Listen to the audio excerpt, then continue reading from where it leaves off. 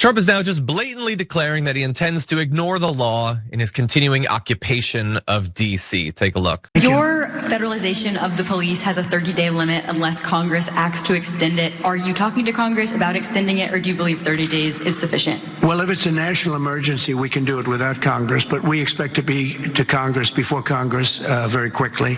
Okay, so there's a lot there. Some of it's scary. So we expect to be before Congress, about Congress shortly. Okay, so just do that then. So why are we doing the thing about if it's a national emergency? And let's just pause there for a second. So he is declaring that DC has an emergency, which it doesn't. It's just not an emergency. Okay, he's the only person that believes it is.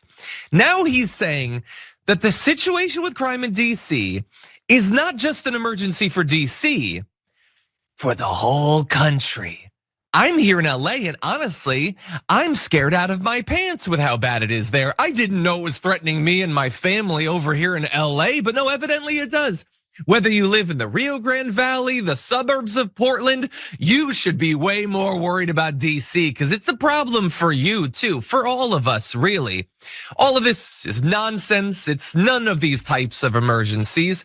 But what Donald Trump is doing is not missing one opportunity to point out that despite the fact that the Republican Party controls everything and is thus responsible for everything, that's not enough. It's not enough that he has a sycophantic House of Representatives, a Senate who will never challenge him on anything. It doesn't matter. Never forget, I can just ignore all of it. They give me everything I want, but if they ever don't, okay, I don't care. I'm just gonna overrule them anyway. And so, I guess to some extent, we've had the benefit, I guess, of the fact that the Republicans have never stood up to him. Because if they ever did stand up to him, then we might see what happens when they do that.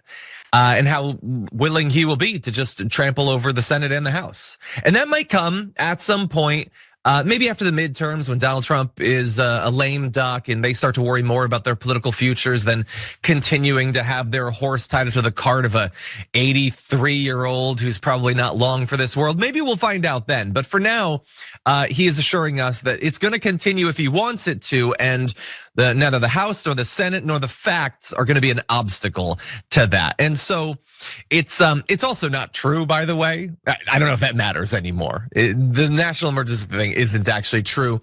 The Home Rule Act only allows the president to take over the DC police force for 30 days, and Trump would in fact require an act of Congress